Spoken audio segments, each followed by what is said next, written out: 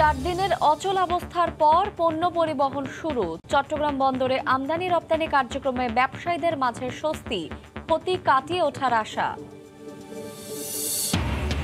রাজধানীতে অ্যাপের মাধ্যমে রাইড শেয়ারিং শুরুর কয়েক বছরেই চলছে ভাড়ায়। কোম্পানিগুলোর বেশি কমিশন নেওয়াকে দুষছেন রাইডাররা। অপরাধ বাড়ার আশঙ্কা পুলিশের। বাংলাদেশে বিনিয়োগের আহ্বান জানিয়ে যুক্তরাজ্যের ম্যানচেস্টারে শেষ হলো ইনভেস্টমেন্ট সামিট। সাড়া মিলেছে প্রবাসীদের। ভাষান্তরে জাতিসংঘের কর্মকর্তাদের জন্য গড়ে তোলা হচ্ছে চোখ ধাঁধানো স্থাপনা। 5 তারকা হোটেলের পাশাপাশি এগিয়ে চলেছে শপিং মল নির্মাণের কাজও। এবং রংপুরে বেসরকারি খাতে নার্সিং ইনস্টিটিউট প্রতিষ্ঠার হিড়িক। শর্ত পূরণ না করেই অনুমোদন। স্বাস্থ্য খাতের জন্য হুমকি হয়ে ওঠার আশঙ্কা।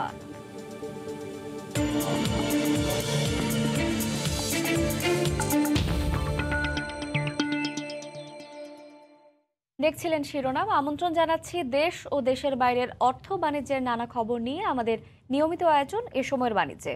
আপনাদের সঙ্গে আছি শায়লা রহমান ইমা। 4 দিনের অচলাবস্থা কাটিয়ে পুরো দমে চালু হয়েছে দেশের বন্দরগুলোর আমদানি রফতানি কার্যক্রম। সকাল থেকে পণ্য বোঝাই ট্রাক নিয়ে বেনাপোল বন্দরে চালকরা প্রবেশ করলে বন্দরে আমদানি পণ্য খালাস শুরু হয়। এতে স্বস্তি ফিরেছে ব্যবসায়ীদের মাঝে। শুক্রবার থেকে টানা 4 দিনের ধর্মঘটে পণ্য পরিবহন বন্ধ থাকায় অচলাবস্থার মধ্যে পড়ে দেশের সবচেয়ে বড় স্থলবন্দরটি। গতকাল রাতে ট্রাক ও কাভার্ড ভ্যান মালিক সমিতির বৈঠক শেষে শর্ত সাপেক্ষে ধর্মঘট স্থগিত করে পণ্য পরিবহনের ঘোষণা দেন ট্রাক ও কাভার্ড ভ্যান মালিক সমিতি। এই মুহূর্তে চট্টগ্রাম বন্দরে আছেন সহকর্মী কমল দে এবং ব্রাহ্মণবাড়িয়ার আখাউড়া স্থলবন্দরে আছেন সহকর্মী উজ্জ্বল চক্রবর্তী। সরাসরি যাব তাদের কাছে। শুরুতেই যাচ্ছি কমলের কাছে। কমল। ধন্যবাদ ইমা।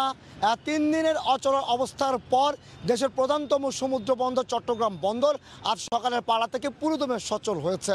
পণ্যবাহী ট্রাক কাভার্ড ভ্যানগুলো আবার যেমন বন্দরে ঢুকছে, ঠিক তেমনি ডেলিভারি পণ্য নিয়ে ট্রাক কাভার্ড ভ্যানগুলো বের হয়ে আসছে। আমরা এখন আছি বন্দরের 5 নম্বর গেট এলাকায়, যেখান থেকে দেখতে পাচ্ছেন ট্রাক কাভার্ড ভ্যান এবং লরিগুলো বন্দরে প্রবেশ করছে কন্টেনার এবং পণ্য নিয়ে বের হওয়ার জন্য। আপনারা জানেন গত শুক্রবার থেকে অচল অবস্থা চলছিল।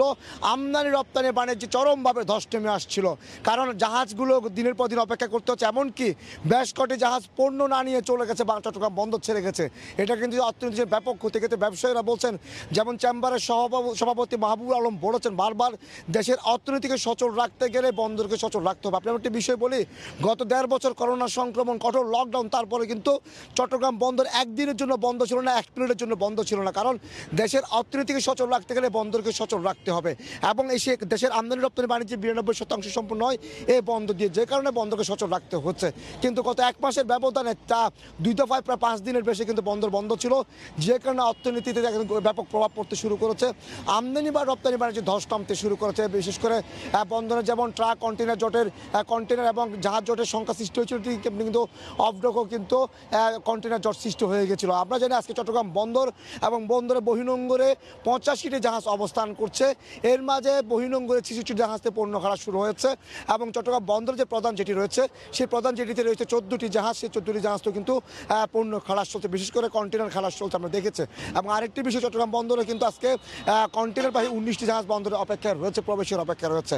তো বলা চলে গত 3 দিনের যে অচল অবস্থা, সেই অচল অবস্থা কাটিয়ে আবারও বন্দর সচল হয়েছে। এবং বন্দরের সচিব ওমর ফারুক জানিয়েছেন, গতকালকে ধর্মঘট প্রত্যাহার হওয়ার সাথে সাথে কিন্তু তারা অগ্রাধিকার ভিত্তিতে ট্রাক কাভার্ড ভ্যানগুলিকে বন্দরে প্রবেশের সুযোগ দিয়েছে। এবং এখনও কিন্তু বন্দরে প্রবেশ করছে ট্রাক কাভার্ডগুলো। আপনারা দেখতে পাচ্ছেন কন্টেনার যে স্তূপগুলি জমেছিল গত 3 দিনের জন্য, সেগুলি কিন্তু ইতিমধ্যে খালাস হতে শুরু করেছে। এবং আজকে আমরা যতটুকু জানতে পেরেছি 1700-র বেশি কন্টেনার ডেলিভারির জন্য প্রস্তুত হয়েছে, এবং তারা হয়তো কিছুক্ষণের মধ্যে তারা বের হয়ে যাবে। এবং আরও প্রায় চট্টগ্রাম বন্দর কিন্তু প্রতিদিন 3.5 থেকে 4 হাজার কন্টেনার ডেলিভারি দেওয়ার জন্য প্রস্তুত থাকে এবং ডেলিভারিও দেয়। কিন্তু যেহেতু 3 দিন বন্ধ ছিল, সে ডেলিভারিতে গতি আনার চেষ্টা করছে বন্দর কর্তৃপক্ষ, সেটি জানিয়েছেন আমাদেরকে বন্দর সচিব ওমর ফারুক। বলা চলে ইমা, এখন পর্যন্ত চট্টগ্রাম বন্দরে পুরোদমে সচল রয়েছে। সকাল 8টা থেকে পালা থেকে কন্টেনার বাহী ট্রাক কাভার্ড ভ্যানগুলো যেমন ঢুকছে, ঠিক তেমনি পণ্য নিয়ে ডেলিভারি পণ্য নিয়ে ট্রাক কাভার্ডগুলো বেরিয়ে গন্তব্যে চলে যাচ্ছে। তা এখন পর্যন্ত আমার কাছে ছিল চট্টগ্রাম বন্দর থেকে। সর্বশেষ আমরা চলে যাবো এখন ব্রাহ্মণবাড়িয়া যে স্থলবন্দর, সেখানকার খবর জানার জন্য সহকর্মী উজ্জ্বল চক্রবর্তীর কাছে। ধন্যবাদ কমল। আমি এই মুহূর্তে দাঁড়িয়ে আছি ব্রাহ্মণবাড়িয়ার আখাউড়া স্থলবন্দর। আপনি জানেন যে এই স্থলবন্দরটি দেশের উত্তর পূর্বাঞ্চলের অন্যতম রপ্তানিমুখী বৃহৎ বন্দর। এই বন্দর দিয়ে কিন্তু ভারতের উত্তর পূর্বাঞ্চলে যে 7টি রাজ্য আছে, আসাম, মিজোরাম, নাগাল্যান্ড, মণিপুর, এই 7টি অঙ্গরাজ্যে কিন্তু বাংলাদেশ থেকে নিষিদ্ধ ঘোষিত পণ্য ব্যতীত সব ধরনের পণ্য রপ্তানি হয়ে আসছে। পাশাপাশি সম্প্রতি কালে কিন্তু আমদানিও এই বন্দর দিয়ে বেড়েছে, অর্থাৎ সমান্তরালে আমদানি রপ্তানি কার্যক্রম বৃদ্ধি পেয়েছে। আপনি জানেন গত 3 দিনে পরিবহন ধর্মঘটের কারণে কিন্তু এই বন্দরে কিছুটা প্রভাব পড়েছিল, অর্থাৎ দূর দূরান্ত থেকে যে পণ্যবাহী ট্রাকগুলো এই বন্দর হয়ে যে রপ্তানি হতো, সেই পণ্যবাহী ট্রাকগুলো কিন্তু বিভিন্ন স্থানে আটকা পড়েছিল, যার কারণে এখন থেকে কিন্তু পুরোদমে কিন্তু আমদানি রপ্তানি কার্যক্রম চলছে, যার কারণে এখন স্থলবন্দরটি বেশ জমজমাট হয়ে উঠেছে। আপনাকে জানিয়ে রাখি, এই স্থলবন্দর দিয়ে বর্তমানে প্লাস্টিক, চিটাগুড়, শুটকি সহ বিভিন্ন পণ্য রপ্তানি হচ্ছে। পাশাপাশি পক্ষান্তরে ভারত থেকে বিভিন্ন পণ্য এই বন্দরে কিন্তু আমদানি করা হচ্ছে। বিশেষ করে আমদানিকৃত পণ্যের মধ্যে রয়েছে শুটকি, চিটাগুড় এবং বিভিন্ন পণ্য। আর রপ্তানির দিক দিয়েও কিন্তু এখান থেকে দেশীয় মাছের যে শুটকি, কাঁচা মাছ সহ বিভিন্ন দেশীয় মাছের শুটকি, সেগুলো কিন্তু ভারতে রপ্তানি হচ্ছে। পাশাপাশি প্লাস্টিক দ্রব্য, কয়লা, ভোজ্য তেল, এগুলো কিন্তু বাংলাদেশ থেকে ভারতে রপ্তানি হচ্ছে। আপনাকে জানিয়ে রাখি, 2017 সালে এই স্থলবন্দরটি দিয়ে কিন্তু ভারতের অভ্যন্তরে ট্রেন যোগাযোগ স্বাভাবিক হওয়ার কারণে কিন্তু এই স্থলবন্দর দিয়ে রপ্তানি বাণিজ্য অনেকটা কমে গেছে। কেননা ভারতের ব্যবসায়ীরা তাদের পণ্য এক রাজ্য থেকে অন্য রাজ্যে ট্রেনের রেলপথে আনা নেওয়া করতে পারার কারণে বাংলাদেশ থেকে ভারতের ব্যবসায়ীরা অনেক পণ্যই আমদানি কমিয়ে দিয়েছে, যার কারণে রপ্তানি বাণিজ্যে অনেকটা প্রভাব পড়ে। ফলে এখানকার যে ব্যবসায়ীরা আছেন, অর্থাৎ আখাউড়া স্থলবন্দরে যে আমদানি রপ্তানিকারক ব্যবসায়ীরা আছেন, তারা সরকারের কাছে দাবি জানিয়ে আসছিলেন এই বন্দরটি সচল করার জন্য নিষিদ্ধ ঘোষিত পণ্য ব্যতীত সব ধরনের পণ্যের জন্য রপ্তানির পাশাপাশি আমদানিও করা হয়। তবে সেই প্রক্রিয়াটি এখনও খুব দোরগোড়ায় আছে। ব্যবসায়ীরা আশা প্রকাশ করছেন শীঘ্রই তারা আমদানি যে পণ্যগুলো আমদানির জন্য দাবি জানিয়েছেন সেটি পাবেন বলে তারা দাবি জানিয়েছেন। তো এই ছিল আমার কাছে আখাউড়া স্থলবন্দর থেকে সর্বশেষ। পরিবহন ধর্মঘট প্রত্যাহারের পর শুরু হয়েছে আমদানি রপ্তানি কার্যক্রম। সে খবর জানাচ্ছিলেন আখাউড়া থেকে সহকর্মী উজ্জ্বল চক্রবর্তী, এবং তার আগে চট্টগ্রাম বন্দর থেকে আমাদের সঙ্গে সরাসরি যুক্ত ছিলেন রিপোর্টার কমল দে। চট্টগ্রামে হালি শহরে একটি মার্কেটে আগুনে পুড়ে গেছে সব মালামাল। এই মুহূর্তে ঘটনাস্থলে আছেন সহকর্মী ফেরদৌস লিপি। সরাসরি যাচ্ছি তার কাছে। লিপি, ইমা, প্রায় 1.5 ঘন্টা ফায়ার সার্ভিসের চেষ্টার পর আগুন নিয়ন্ত্রণে এসেছে, যদিও এখনো কিছু কিছু দোকান থেকে কিন্তু যে ধোঁয়া সেটা বের হচ্ছে, এবং এখানকার যেসব দোকানদার আছে তারা কিন্তু নিজেরাই চেষ্টা করছেন যে যতটুকু মালামাল রক্ষা করা যায়। এবং আপনি দেখতে পাচ্ছেন যে আসলে প্রায় এখানে 250 দোকানের মধ্যে অর্ধেকের দোকান একদম পুড়ে ছাই হয়ে গেছে, এবং বেশিরভাগ দোকানদারের দাবি তারা কোনো ধরনের মালপত্র বের করতে পারেনি। এবং এই মার্কেটে কাপড়ের দোকানের পাশাপাশি বিভিন্ন ইলেকট্রনিক্স এবং যে ওষুধের গুদাম রয়েছে, এবং সেই গুদামে কিন্তু যেহেতু বন্ধ ছিল, এবং প্রায় 8টা সাড়ে 8টার দিকে আগুন লাগে, এবং এই সময় কিন্তু বেশিরভাগ দোকানদার বাসায় ছিল। ফলে তারা যখন শুনেছে আগুন লেগেছে, বাসা থেকে এসে কিন্তু দোকান খুলে কোনো মালামাল রক্ষা করতে পারেনি। এবং এখানকার যেসব ব্যবসায়ীরা আছেন, এখানের মধ্যে কিছু কিছু আছে নারী ব্যবসায়ী, অর্থাৎ কাপড়ের দোকান কিংবা টেইলার্স এই ধরনের দোকানে ছিল। তারা বলছেন যে তাদের নতুন কিছু দোকান ছিল, হয়তো দেখা গেছে যে সে দোকানে মাত্র কয়েকদিন আগে মালামাল তুলেছে, এবং কিছু আছে যে ঋণের টাকা রেখেছে, টাকা মালামাল কিছুই তারা রক্ষা করতে পারেনি বলে দাবি। এবং ফায়ার সার্ভিস আমাদেরকে যেটা জানিয়েছে সেটা হচ্ছে যে প্রায় 8:30টার পর কিন্তু আগুনের সূত্রপাত। তখনই তাদের 2টে স্টেশন থেকে প্রায় 8টি গাড়ি ঘটনাস্থলে এসে পৌঁছায়, এবং তখনও কিন্তু পুরো মার্কেট জুড়ে আগুন। এবং যদিও আগুনের সূত্রপাত কিসে থেকে তা এখনও আমাদেরকে বলতে পারেনি ফায়ার সার্ভিস। তবে এখানে স্থানীয় যে ব্যবসায়ীরা আছেন, ব্যবসায়ীরা বলছেন যে গত শুক্রবারও কিন্তু মার্কেটে যে কারেন্টের তার আছে সেটা থেকে একটা ছোট আগুনের সূত্রপাত হয়েছিল। তারপর মার্কেট যে কর্তৃপক্ষ তাদেরকে তারা বলেছিল যে ইলেকট্রনিক্সের যে দোকানগুলো কিংবা যে তারগুলো আছে সেগুলোর জন্য মেরামত করে, কিন্তু মার্কেট কর্তৃপক্ষ বলেছেন যে তাদের নিজ দায়িত্বে ঠিক করতে হবে। এবং দোকানদারদের দাবি হয়তো সেই আগুন থেকে সেখান থেকে সূত্রপাত। তো এখনো পর্যন্ত যারা দোকানদার কিংবা যারা মালিক আছেন তারা চেষ্টা করছেন তাদের যেন যেগুলো আগুন থেকে বেঁচে গেছে সে মালামালগুলো রক্ষা করতে। তো ইমা, এই ছিল আমার কাছে এখনো পর্যন্ত এখান থেকে সর্বশেষ। চট্টগ্রামের হালি শহরে মার্কেটে অগ্নিকাণ্ডের সবশেষ খবর জানাচ্ছিলেন সহকর্মী ফেরদৌস লিপি। রাজধানীতে কয়েক বছর আগে মোবাইল অ্যাপের মাধ্যমে রাইড শেয়ারিং শুরু হলেও মাত্র কয়েক বছরের মাথায় এখন একেবারেই নেই অ্যাপের ব্যবহার। রাইডারদের দাবি, সফটওয়্যার কোম্পানিগুলোর উচ্চ কমিশন আদায়ের কারণে বাধ্য হয়েই বেছে নিতে হয়েছে ভাড়ায় চালানোর পথ। এক্ষেত্রে রাইডাররা সরকারকে এগিয়ে আসার দাবি জানালেও দ্বিপক্ষীয় বিষয়ে সমাধানে আগ্রহী নয় বিআরটিএ। অন্যদিকে অ্যাপের বাইরে চালানোয় অপরাধ প্রবণতা বাড়ার আশঙ্কা করছে পুলিশ। তাজওয়ার মাহমিদের রিপোর্ট। রাজধানীতে মোটরযানের সংখ্যা না বাড়িয়েই নগরবাসী যাতায়াতের সুবিধার্থে কয়েক বছর আগে মোবাইল অ্যাপের মাধ্যমে রাইড শেয়ারিংয়ের অনুমোদন দেয় বিআরটিএ। অল্প সময়ের মধ্যেই বিআরটিএর পরিকল্পনা ভেস্তে দিয়ে রাইড শেয়ারিংকে পেশা হিসেবে বেছে নিয়েছে বাইকাররা। উবার পাঠাওয়ের মতো অ্যাপ বাদ দিয়ে এখন নগর জুড়ে খ্যাপ খাচ্ছেন রাইডাররা। যত্রতত্র বাইক স্ট্যান্ড বানানো রাইডারদের কারণে রাজধানীতে যানজট বেড়েছে বলে ধারণা সড়ক পরিবহন কর্তৃপক্ষের। এসব বাইকারদের জেল জরিমানার আওতায় আনার সিদ্ধান্ত নিয়েছে বিআরটিএ। এমন অবস্থায় আতঙ্কিত বাইকাররা বলছেন অ্যাপগুলোর অতিরিক্ত কমিশন আদায়ের কারণে বাধ্য হয়েই ভাড়ায় চালাতে হচ্ছে তাদের। আমার মোবাইলের ইন্টারনেট বিল আমি নিজে খাটতেছি, প্লাস হচ্ছে আমার ফুয়েল যে খরচটা, আমার বাইকের মেনটেন কস্ট, সব মিলিয়ে কিন্তু আসলে আমরা কিন্তু খুবই বিপর্যস্ত। চাকরি যেহেতু নাই, আমরা তো নিটে করেছি, আমার সংসার চলতেছে, আমার কিস্তি আছে। আমরাও অ্যাপসে চালাইতে চাই, কারণ কন্টাকে কিন্তু আমাদেরও রিস্ক। সরকারের কাছে আমার সুপারিশ এটাই যে 25%টা কমায় দেওয়া, ভালো আইন করে দেওয়া। এদিকে যানজটের পেছনে রাইডারদের কম দায় দিলেও অ্যাপের বাইরে চালালে অপরাধ প্রবণতা বাড়ার আশঙ্কা করছে ডিএমপি। এই সংকট নিরসনে বিআরটিএ মুখ্য ভূমিকা রাখতে পারে বলে মনে করছে ট্রাফিক পুলিশ। যখনই কোম্পানির আওতায় থাকছে তখন কিন্তু একটা ট্র্যাকিংয়ের আওতায় থাকে। কোনোভাবে যদি যাত্রীটা হয়রানির শিকার হয় তখন কিন্তু এটাকে ট্র্যাক করে খুঁজে বের করা যায়। কিন্তু যদি আনরেজিস্টার্ড হয় তাহলে তাকে বের করা কিন্তু আমাদের জন্য খুবই কঠিন হয়ে যায়। এটার সমাধান একমাত্র হতে পারে যে বিআরটিএর পক্ষ থেকে যদি কোনো উদ্যোগ নেয়। তবে রাইডারদের কাছ থেকে উচ্চ কমিশন নেয়ার বিষয়ে অ্যাপ কর্তৃপক্ষের সঙ্গে কথা বলতে নারাজ বিআরটিএ। সার্ভিস যারা দিচ্ছে এবং অ্যাপস কোম্পানি এই বিষয়গুলো সম্পূর্ণ তাদের ইন্টারনাল বিষয়। তারা তো যখন চুক্তিটা করে নিশ্চয় তাদের সেই ধরনের কোনো বিষয় ছিল। এখন যদি বলে তাদের এত বেশি, এই মুহূর্তে তো বলা ঠিক না, সেটা তাদের কাছ থেকে চুক্তি করার আগেই তো আমাদেরকে জানানো উচিত ছিল। এ বিষয়ে অ্যাপ কর্তৃপক্ষের সঙ্গে কথা বলার চেষ্টা করা হলেও তাদেরকে পাওয়া যায়নি। তাজওয়ার মাহমিদ, সময় সংবাদ, ঢাকা। শিল্প বাণিজ্যের অন্যতম শহর হিসেবে পরিচিত যুক্তরাজ্যের ম্যানচেস্টারে শেষ হলো ইনভেস্টমেন্ট সামিট।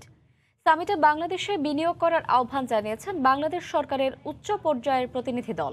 এতে আগ্রহ প্রকাশ করেছেন সেখানকার স্থানীয় ও প্রবাসী ব্যবসায়ীরা।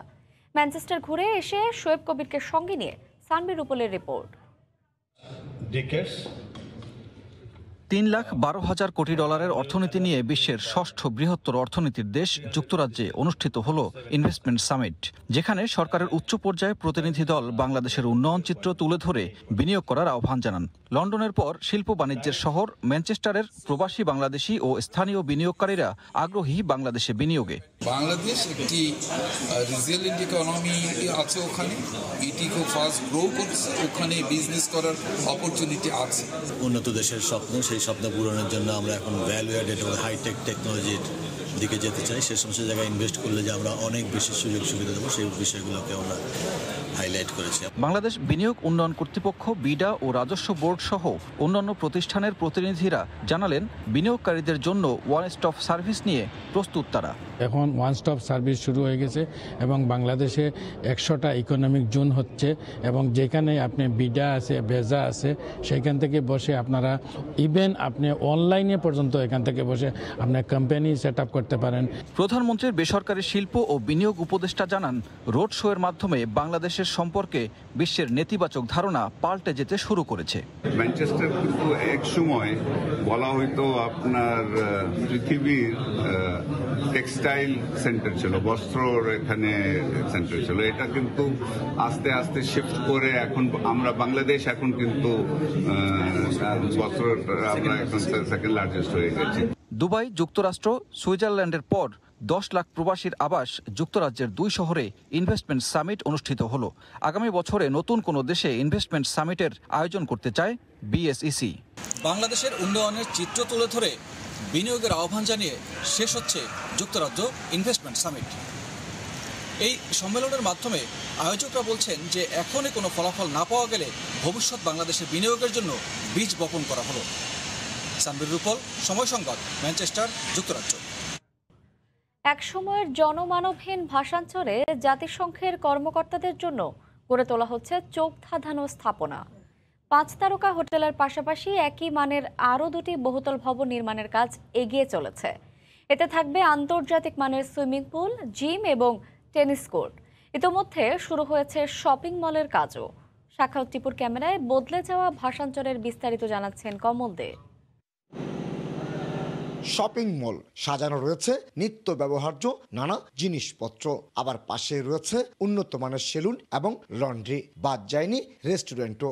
রাজধানী ঢাকা কিংবা বন্দরনগরী চট্টগ্রামের শপিং মলগুলোর মতোই ভাষাঞ্চলে তৈরি করা হয়েছে আইল্যান্ড মল নামের এই বিপণী বিতানটি। মূলত ভাষাঞ্চল পর্যবেক্ষণে আসা জাতিসংঘের বিদেশি কর্মকর্তাদের টার্গেট করে গড়ে তোলা হয়েছে এই শপিং মল। অবশ্য রোহিঙ্গাদের জন্য হেরা সুপারমার্কেট নামে আরও একটি শপিং মল রয়েছে। আমাদের মূল টার্গেট হচ্ছে জাতিসংঘের মানুষ, তাই জন্য আমাদের এই প্ল্যানটা করা। যেভাবে আছে সুপার শপ, স্বপ্ন, আগরা, মিনাবাজার, যেভাবে ওইরকম একটা প্রতিষ্ঠান হিসেবে দাঁড়াবে। অবশেষে জাতিসংঘের বিভিন্ন সংস্থার কর্মকর্তারা এখন বহুল আলোচিত ভাষাঞ্চল মুখী হচ্ছেন। তাদের জন্য ভাষাঞ্চলের উত্তর প্রান্তে তৈরি করা হচ্ছে একটি 5 তারকা মানের হোটেল। হোটেলের পাশে থাকবে জাতিসংঘ এবং শরণার্থী বিষয়ক কমিশনের জন্য আরো 2টি বহুতল ভবন। 3টি ভবনেরই নির্মাণ কাজ শুরু হয়েছে কয়েক মাস আগেই। 120টা ক্লাস্টারের বাইরে জাতিসংঘের জন্য একটা বিল্ডিং করা হচ্ছে এবং ত্রিপুলার্সের জন্য আরেকটা বিল্ডিং করা হচ্ছে। পাশাপাশি এখানে 5 তারকা মানের হোটেল তৈরি করার জন্য অলরেডি প্রজেক্ট নেওয়া হচ্ছে। চরের মাটিতে স্টিল স্ট্রাকচারে তোলা হোটেল ও আবাসিক ভবনের পাশে চলছে আন্তর্জাতিক মানের সুইমিং পুল, জিম এবং টেনিস কোর্টের কাজ। অবসরের নৌকায় ঘুরে বেড়ানোর জন্য কাটা হচ্ছে কৃত্রিম লেক। এসব ভবনের বাসিন্দাদের জন্য থাকবে কঠোর নিরাপত্তা ব্যবস্থা। মূল একটি ভবন ইউএন যারা সার্ভিস হোল্ডার আছেন তারা ব্যবহার করবেন, একটি ভবন ট্রিপল-আরসি জনবল ব্যবহার করবেন, আর একটি ভবন আইএনজিও যে স্টাফ যারা থাকবেন তারা ব্যবহার করবেন। মিয়ানমার থেকে প্রাণ ভয়ে পালিয়ে আসা 1 লাখের বেশি রোহিঙ্গার জন্য ভাষাঞ্চলে 120টি ক্লাস্টার তৈরি করেছে বাংলাদেশ সরকার। 6 দফায় নিয়ে যাওয়া হয়েছে 18,500 রোহিঙ্গাকে। ভাষাঞ্চলে অবস্থানরত রোহিঙ্গাদের মানবিক সহযোগিতা দেওয়ার ক্ষেত্রে জাতিসংঘকে আগ্রহী করে তোলার জন্য সমস্ত প্রক্রিয়া সম্পন্ন করে এনেছে বাংলাদেশ সরকার। আগে রোহিঙ্গাদের আবাসন ব্যবস্থা সম্পন্ন করা হয়েছে। এখন জাতিসংঘ সহ বিদেশি সংস্থার কর্মকর্তাদের জন্য ভাষাঞ্চলের অপর প্রান্তে চলছে ব্যাপক কর্মযজ্ঞ, যেখানে 5 তারকা মানের করে তোলা হচ্ছে 3টি স্থাপনা। থাকছে সুইমিং পুল সহ অত্যাধুনিক সব সুযোগ সুবিধা। নোয়াখালীর ভাষাঞ্চল থেকে কমল দে, সময় সংবাদ। রংপুরে বেসরকারি খাতে নার্সিং ইনস্টিটিউট প্রতিষ্ঠার হিড়িক পড়েছে। নিজস্ব জমিতে ভবন, নিজস্ব শিক্ষক, চুক্তিভিত্তিক হাসপাতাল থাকার শর্ত পূরণ না করেই পাচ্ছে অনুমোদন। ভবিষ্যতে প্রতিষ্ঠানগুলো পুরো স্বাস্থ্য খাতের জন্যই হুমকি হয়ে উঠবে বলে আশঙ্কা সংশ্লিষ্টদের। তারিকুল ইসলামের ক্যামেরায় রতন সরকারের রিপোর্ট। রাস্তাঘাট ছেয়ে গেছে বাহারি নামের বেসরকারি নার্সিং ইনস্টিটিউট কলেজগুলোতে ভর্তির প্রচারণায়। যেখানে সেখানে ব্যাঙের ছাতার মতো গড়ে উঠছে প্রতিষ্ঠানগুলো। এমনকি মহল্লার ছোট্ট একটি ভবনেই 2 নামে সাইনবোর্ড ঝুলিয়ে চলছে শিক্ষার্থী ভর্তির কার্যক্রম। চলতি বছর 8টি সহ তালিকাভুক্ত 22টি ইনস্টিটিউট বা কলেজ আছে এই জেলায়। পর্যাপ্ত পরিসর, নিজস্ব শিক্ষক, নিজস্ব বা চুক্তিভিত্তিক হাসপাতাল থাকা সহ অনেক শর্ত পূরণ ছাড়াই গড়ে ওঠা প্রতিষ্ঠানগুলো পুরো স্বাস্থ্য খাতে অরাজকতা সৃষ্টি করবে সংশ্লিষ্টদের এমনই শঙ্কা। এখন আমাদের সেরকম ভর্তি কার্যক্রম চলে নাই, এখন আমরা মূল কাগজ পাইনি। যোগ্য শিক্ষক ছাড়া, যোগ্য প্রাতিষ্ঠানিক কাঠামো ছাড়া কখনোই প্রশিক্ষিত নার্স সম্ভব না। পক্ষান্তরে 225 জন শিক্ষার্থীর সরকারি নার্সিং কলেজ 65 জন শিক্ষকের স্থলে চলছে 14 জন দিয়ে। আমার পছন্দ 14 জন আছি আমরা এখানে। আর কর্মচারীর দিক দিয়েও আমি যদি বলি যে কর্মচারী অনেকে রিটায়ারমেন্টে গেছে। অভিযোগ স্বীকার করে ভবিষ্যতে সংকট নিরসনের আশ্বাস দিলেন অ্যাসোসিয়েশন ও কাউন্সিলের কর্তারা। আমরা চাচ্ছি যে অনিয়মগুলো রয়েছে বিভিন্ন নার্সিং প্রতিষ্ঠানে সেগুলোকে সংশোধন করে যেন যোগ্য নার্স তৈরি করা যায় সেই ব্যাপারে আসলে সচেষ্ট থাকার ব্যাপারে আমরা চেষ্টা করে যাচ্ছি। প্রতিষ্ঠান দুটির তথ্য অনুযায়ী দেশে অনুমোদিত ইনস্টিটিউট বা কলেজের সংখ্যা 270। 2 বছর আগেও ছিল 305টি। রতন সরকার, সময় সংবাদ, রংপুর। বাংলাদেশ ভারতের যৌথ উদ্যোগে সিলেটে চলছে সপ্তাহব্যাপী বঙ্গবন্ধু বাপু ডিজিটাল এক্সিবিশন। এই মুহূর্তে আবুল মাল আব্দুল মুহিত ক্রীড়া কমপ্লেক্সে আছেন সহকর্মী ইকরামুল কবির। সরাসরি যাচ্ছি তার কাছে। ইকরাম। সিলেটে আজ থেকে শুরু হয়েছে এই যে কমপ্লেক্স আবুল মাল আব্দুল মুহিত ক্রীড়া কমপ্লেক্স। এখানে শুরু হয়েছে বাংলাদেশ ভারতের যৌথ উদ্যোগে জাতির জনক বঙ্গবন্ধু শেখ মুজিবুর রহমানের জন্মশতবার্ষিকী এবং ভারতের জাতির জনক মহাত্মা গান্ধীর ১৫০তম জন্মবার্ষিকী উপলক্ষে ডিজিটাল মেলা বঙ্গবন্ধু বাপু ডিজিটাল প্রদর্শনী বা ডিজিটাল এক্সিবিশন। এই এক্সিবিশনে দুই দেশের ঐতিহাসিক বিশিষ্ট জনদের নিদর্শন, বিশেষ করে জাতির জনক বঙ্গবন্ধু শেখ মুজিবুর রহমান এবং ভারতের জাতির জনক মহাত্মা গান্ধীর ওই বিভিন্ন ঐতিহাসিক নিদর্শন এবং ঐতিহাসিক ঘটনা প্রবাহ এই প্রদর্শনীতে স্থান পাচ্ছে। এবং দুই দেশের যে প্রধানমন্ত্রী শেখ হাসিনা এবং ভারতের প্রধানমন্ত্রীর বিভিন্ন কর্মব্যস্ত বিভিন্ন দিক তুলে ধরে এই প্রদর্শনীতে স্থান পাচ্ছে। আপনারা দেখতে পাচ্ছেন প্রত্যেকটি যেই বোর্ড রয়েছে, প্রত্যেকটি বোর্ডে আবার ডিজিটাল ডিভাইস রয়েছে। যারা বাংলা দেখতে চান বাংলায় রয়েছে, যারা ইংরেজিতে দেখতে চান ইংরেজি রয়েছে, যারা হিন্দিতে দেখতে চান তাদের জন্য হিন্দি রয়েছে। এবং এই শুধুমাত্র এই সিলেট বিভাগে নয়, ইতিমধ্যে ঢাকা চট্টগ্রামে এই প্রদর্শনী হয়েছে ও প্রদর্শনী হওয়ার পর সিলেট সহ বাংলাদেশের প্রত্যেকটি বিভাগীয় শহরে প্রদর্শনী অনুষ্ঠিত হবে এবং প্রদর্শনী অনুষ্ঠিত হওয়ার পর এই যে এই সেট আপটা আবার ভারতে চলে যাবে। এবং মোটামুটি সিলেটের যে সহকারী হাই কমিশনার, সেই সহকারী হাই কমিশনার এবং প্রশাসন এবং বাংলাদেশ সরকারের সংস্কৃতি মন্ত্রণালয় এই তিনটি যৌথ উদ্যোগে এই প্রদর্শনীর আয়োজন করা হয়েছে। সহকারী হাই কমিশনার নিরাজ কুমার আমাদেরকে বলেছে এই প্রদর্শনীর মাধ্যমে দুই দেশের যে জনক রয়েছে বা দুই দেশের স্রষ্টা রয়েছে, জাতির জনক বঙ্গবন্ধু শেখ মুজিবুর রহমান এবং ভারতের জাতির জনক মহাত্মা গান্ধী এবং তার পরিবারের দুজনের বিভিন্ন দিক এবং তাদের বিভিন্ন কর্মব্যস্ততা এবং তাদের সংগ্রাম এবং বিশেষ করে ভারতের যেই ব্রিটিশ বিরোধী আন্দোলন, বাংলাদেশের মুক্তিযুদ্ধ সংগ্রাম বা স্বাধীনতা সংগ্রাম, ৭১-এর সংগ্রাম, সব কিছু মিলিয়ে একেবারে সেই ঐতিহাসিক নিদর্শনগুলো, ঐতিহাসিক ঘটনা প্রবাহ এই ডিজিটাল প্রদর্শনীতে দেখানো হচ্ছে। এই আজকে এখন অগ্রগামী বালিকা উচ্চ বিদ্যালয়ের শিক্ষার্থীরা এই প্রদর্শনী দেখছেন এবং ২টার পরে পাইলট উচ্চ বিদ্যালয়ের শিক্ষার্থীরা দেখবে। মোটামুটি এই 7 দিন আগামী 15 তারিখ পর্যন্ত সকাল 11টা থেকে বিকেল 5টা পর্যন্ত এই প্রদর্শনী চলবে। প্রদর্শনীতে বিভিন্ন স্কুল কলেজের শিক্ষার্থীরা আসে এই প্রদর্শনী এবং ইতিহাস ঐতিহ্যের সাথে তারা পরিচিত হবে এবং দুই দেশের যে স্রষ্টা জাতির পিতা বঙ্গবন্ধু শেখ মুজিবুর রহমান এবং ভারতের মহাত্মা গান্ধীর যে কর্মময় ব্যস্তময় জীবন সেগুলো তারা দেখতে পাবে এখানে এসে। মোটামুটি এই ছিল সিলেটে যে বঙ্গবন্ধু বাপু ডিজিটাল এক্সিবিশন চলছে তার সর্বশেষ খবর। সিলেটের আবুল মাল আব্দুল মুহিত ক্রীড়া কমপ্লেক্স থেকে বঙ্গবন্ধু বাপু ডিজিটাল এক্সিবিশনের সবশেষ খবর জানাচ্ছিলেন সহকর্মী ইকরামুল কবির। দীর্ঘদিন সংস্কারের অভাবে রেণু পোনা উৎপাদন ব্যাহত হচ্ছে লক্ষ্মীপুরের রায়পুর মৎস্য প্রজনন ও প্রশিক্ষণ কেন্দ্রে। জনবলের ৮২টি পদের মধ্যে শূন্য রয়েছে ৫৯টি। উৎপাদন কমেছে হ্যাচারিরও। চাহিদা মতো পোনা না পেয়ে ফিরতে হচ্ছে মৎস্য চাষিদের। দ্রুত সংস্কারের আশ্বাস দিয়েছে কর্তৃপক্ষ। মোহাম্মদ মাহবুবুল ইসলাম ভুইয়ার পাঠানো তথ্য, ছবি নিয়ে রিপোর্ট।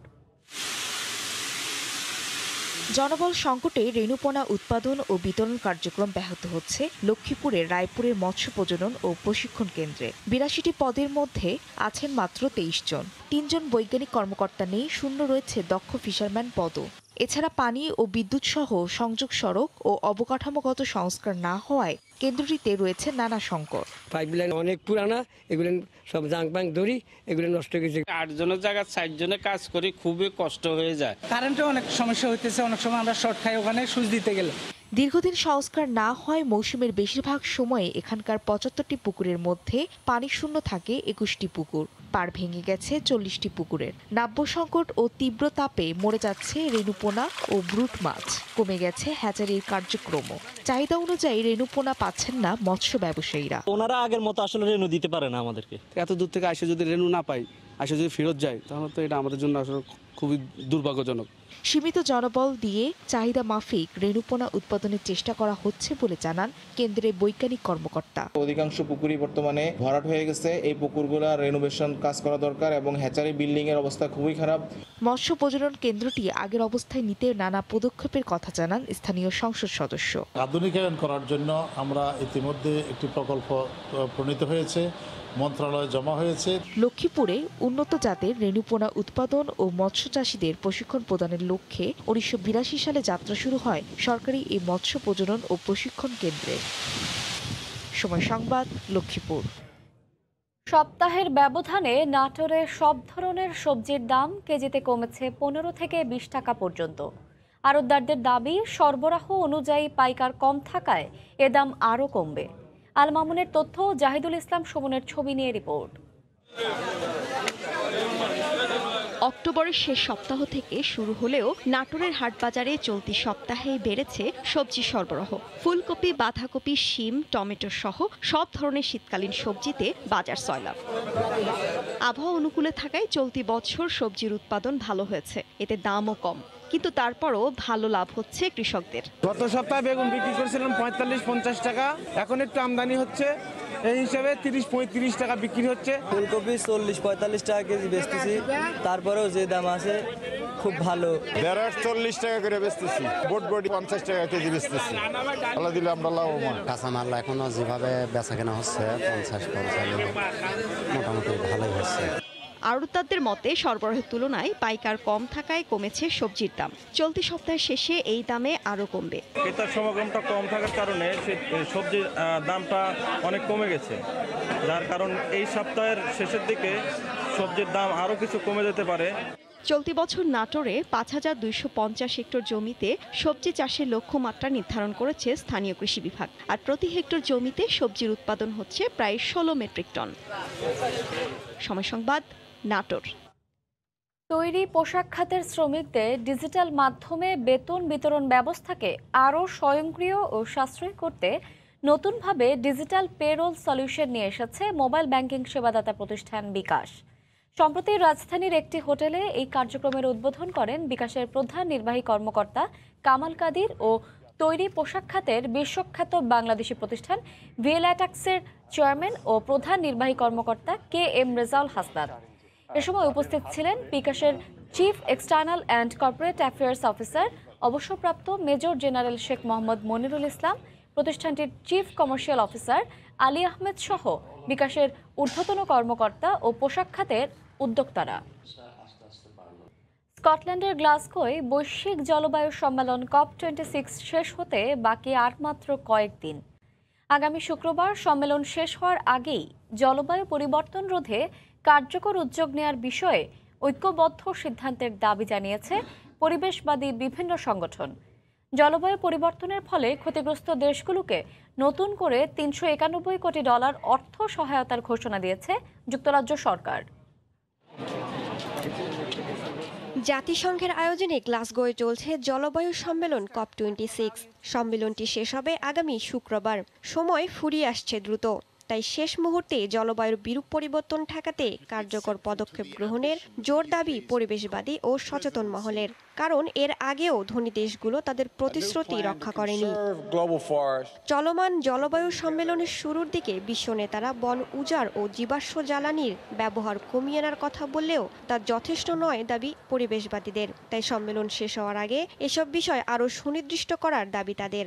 জলবায়ুর বিরূপ প্রভাবে ক্ষতিগ্রস্ত দেশগুলোকে ক্ষতিপূরণ দেয়া না হলে এবং বৈশ্বিক উষ্ণতা কমিয়ে আনার ক্ষেত্রে কার্যকর পদক্ষেপ গ্রহণ করা না হলে ক্ষতিগ্রস্ত দেশগুলোর জন্য তা যথেষ্ট দুশ্চিন্তার কারণ হয়ে উঠবে।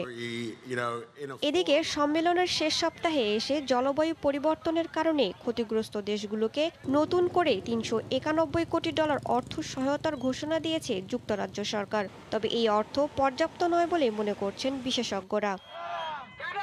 রাইসা জান্নাত, সময় সংবাদ। এ সময়ের বাণিজ্যের শীর্ষ সংবাদগুলো জানিয়ে দিচ্ছে আরও একবার। 4 দিনের অচলাবস্থার পর পণ্য পরিবহন শুরু। চট্টগ্রাম বন্দরে আমদানি রপ্তানি কার্যক্রমে ব্যবসায়ীদের মাঝে স্বস্তি, ক্ষতি কাটিয়ে ওঠার আশা। রাজধানীতে অ্যাপের মাধ্যমে রাইড শেয়ারিং শুরুর কয়েক বছরেই চলছে ভাড়ায়। কোম্পানিগুলোর বেশি কমিশন নেওয়াকে দুষছেন রাইডাররা। অপরাধ বাড়ার আশঙ্কা পুলিশের। এবং বাংলাদেশে বিনিয়োগের আহ্বান জানিয়ে যুক্তরাজ্যের ম্যানচেস্টারে শেষ হলো ইনভেস্টমেন্ট সামিট। সাড়া মিলেছে প্রবাসীদের। এই ছিল এই সময়ের বাণিজ্যে, সঙ্গে থাকুন সময়ের।